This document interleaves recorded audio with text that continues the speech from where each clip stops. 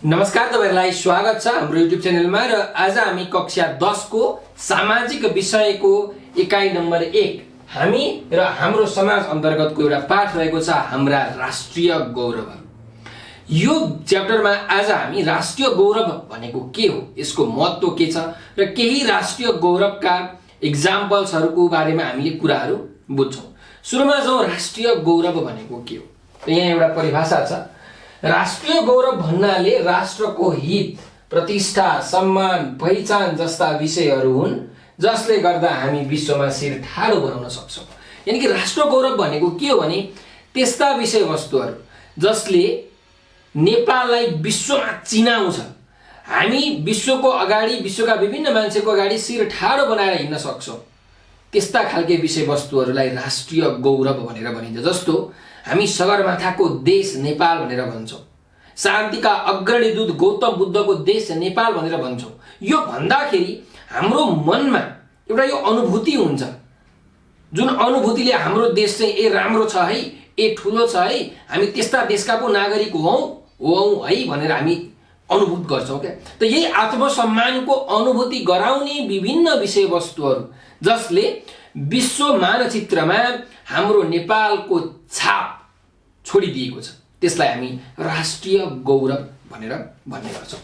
So नेपालमा त्यस्ता अनेक सम्पदाहरू छन् जसले हाम्रो राष्ट्रिय गौरवलाई अझ उच्चतम बिन्दुमा पुर्याएका छन्। नेपालमा विभिन्न प्रकारका सम्पदाहरू, हाम्रा सम्पत्तिहरू छन्, प्राकृतिक सम्पत्ति, सांस्कृतिक सम्पत्तिहरू रहेका छन् जसले गर्दाखेरि चाहिँ हाम्रो नेपालको नाम उच्च भएको छ विश्वमा र हामीलाई नेपाली भन्नुमा हामी गौरव गर्छौं, गर्व गर्छौं।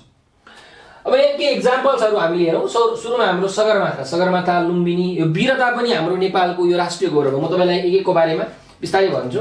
अब हाम्रो सगरमाथा विश्वकै सर्वोच्च शिखर 8848.8 मिटर अग्लो जर्ज एभरेस्टको नाममा एभरेस्ट भनेर नाम राखिएको र नेपालका इतिहासकार बाबुराम आचार्यले सगरमाथा भनेर भन्छन्। यसलाई तिब्बती भाषामा चोमोलोङमा अथवा मिति गुती झोमोलोङमा भनेर पनि भन्ने गरिन्छ।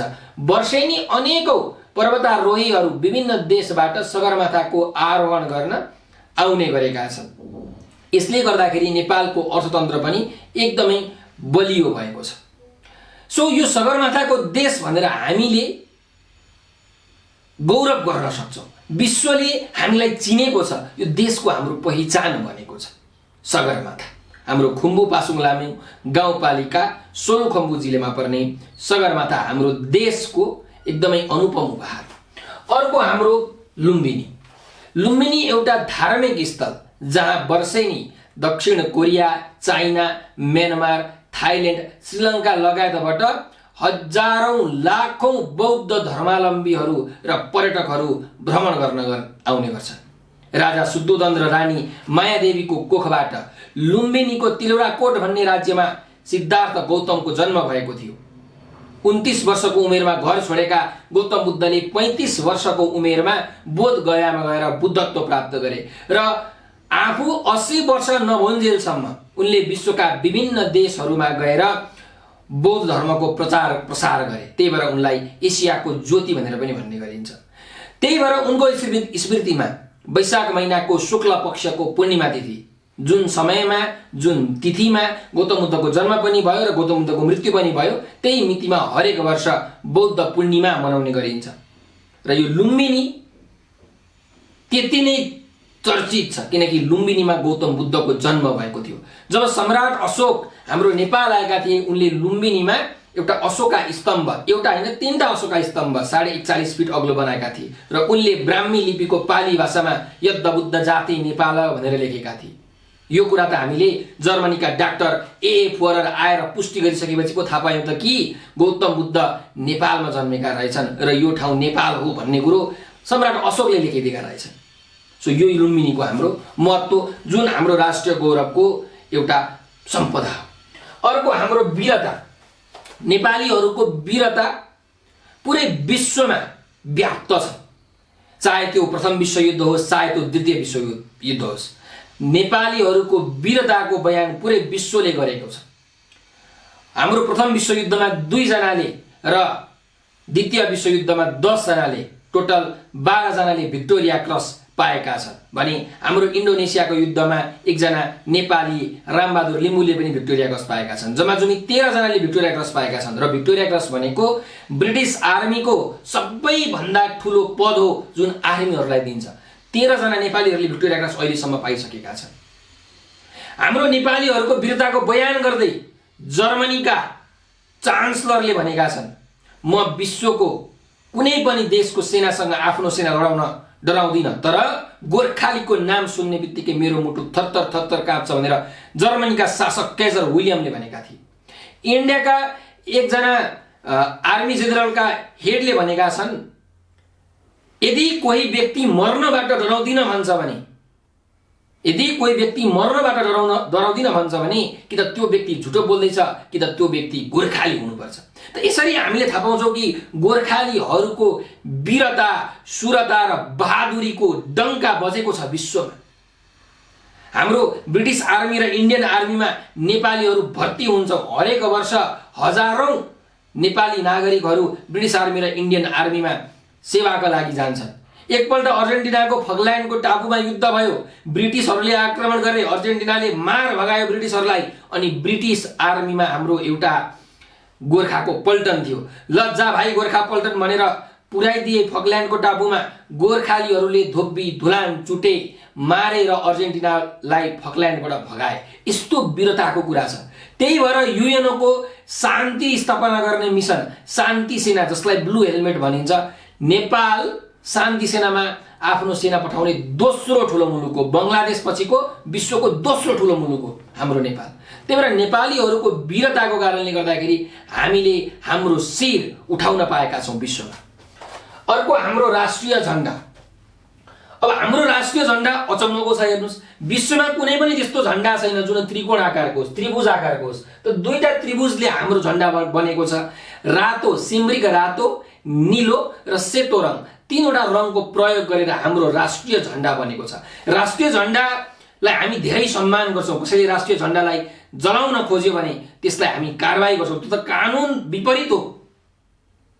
हाम्रो राष्ट्रिय झण्डाले एकता बोकेको छ। हाम्रो राष्ट्रिय झण्डामा चन्द्रमा र सूर्य छ। यो चन्द्रमामा 8 कोणहरू र सूर्यमा 12 वटा कोणहरू रहेका छन्। र यसले के इङ्गित गर्छ भने जबसम्म यो धरतीमा, यो ब्रह्माण्डमा सूर्य र चन्द्र रहिरहन्छ तबसम्म हाम्रो देश नेपाल पनि रहिरहन्छ भन्ने कुरो यो झण्डाले इङ्गित गर्छ। यो हाम्रो राष्ट्रिय गौरवको पहिचान हो।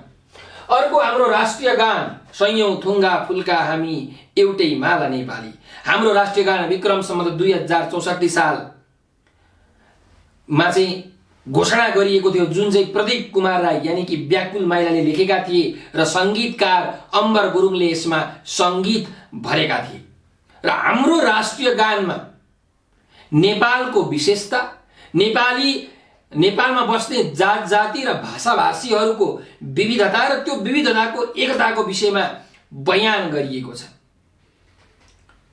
जब जब राष्ट्रिय गान बज्छ तब हामी नेपालीहरू सतर्क पोजिसनमा भएर उठ्छौँ। कोही पनि चुप लागेर बस्दैन। यो किन भन्दाखेरि राष्ट्र गान प्रतिको हाम्रो यो सम्मान हो। सो राष्ट्र गान भनेको पनि हाम्रो राष्ट्रिय गौरवको एउटा अमूल्य विषय हो। सिमिलरली बहुसांस्कृतिकता। अब यो त भन्नै पर्दैन।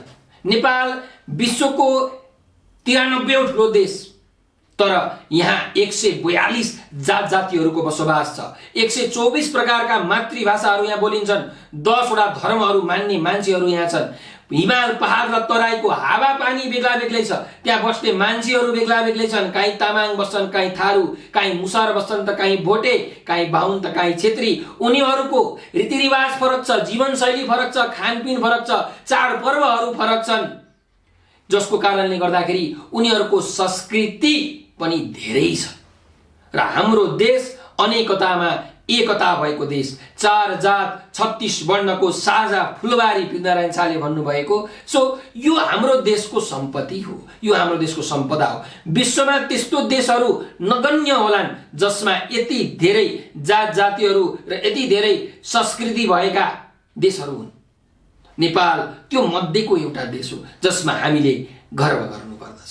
त यी भनेका हाम्रा गौरव गर्नुपर्ने विषयवस्तुहरू। अर्को पनि छन्, हाम्रो पशुपतिनाथ, हाम्रो जानकी मन्दिर, यस्ता अनेक ठाउँहरू सम्पदाहरू जसमा हामी नेपाली हौं भनेर भन्न बरु छाती फुलाएर भन्न सक्छौं। तर अहिलेको दुःखद विडम्बना हाम्रा देशका नेताहरूले हाम्रो नाम पानीमै डुबाइसके।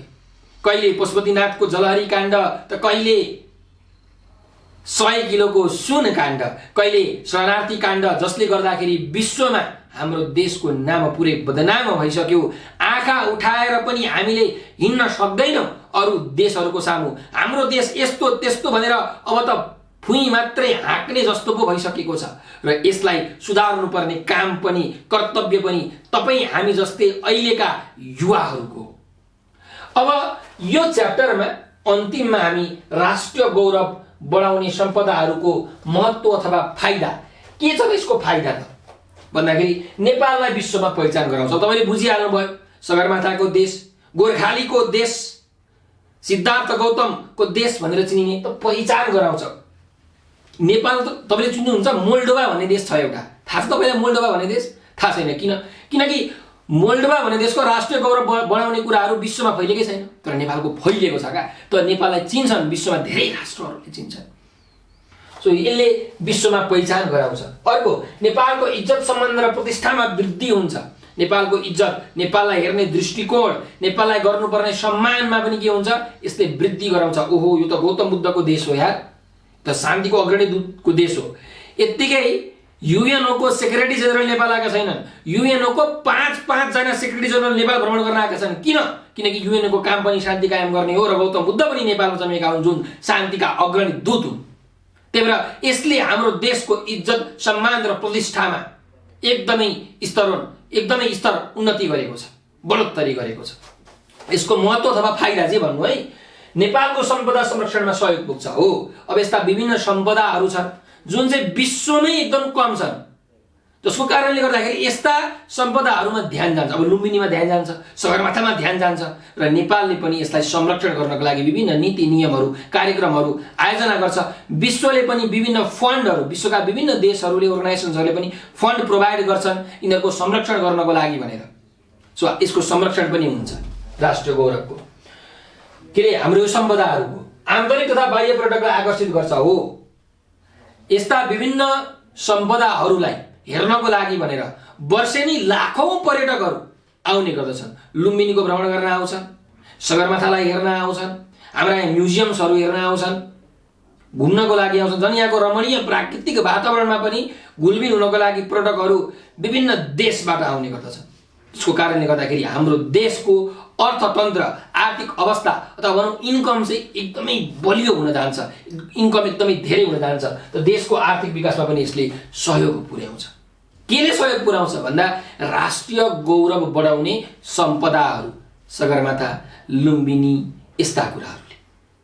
सो आजको यो च्याप्टरमा हामीले राष्ट्रिय गौरव भनेको के रहेछ, के कस्ता राष्ट्र गौरवका एक्जाम्पल्सहरू रहेछन् र राष्ट्र गौरवको महत्त्व के रहेछ भन्ने विषयमा छलफल गऱ्यौँ। तपाईलाई एक्जाममा यसरी क्वेसन आउँछ, सगरमाथाको बारेमा केही कुराहरू लेख्नुहोस्, कुनै 2 वटा अथवा 3 वटा राष्ट्रिय गौरव बढाउने सम्पदाका विषयमा व्याख्या गर्नुहोस् भन्ने यसरी क्वेसन आयो भने तपाईले अब मजाले लेख्न सक्नुहुन्छ।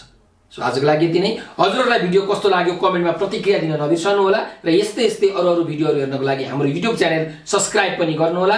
म यो भिडियोको अन्तिममा एउटा इन्डी स्क्रिनमा प्लेलिस्ट राखिदिन्छु, त्यो प्लेलिस्टमा तपाईँले क्लिक गरेर सोसलका सबै भिडियोजहरू हेर्न सक्नुहुन्छ। हस् त, धेरै धेरै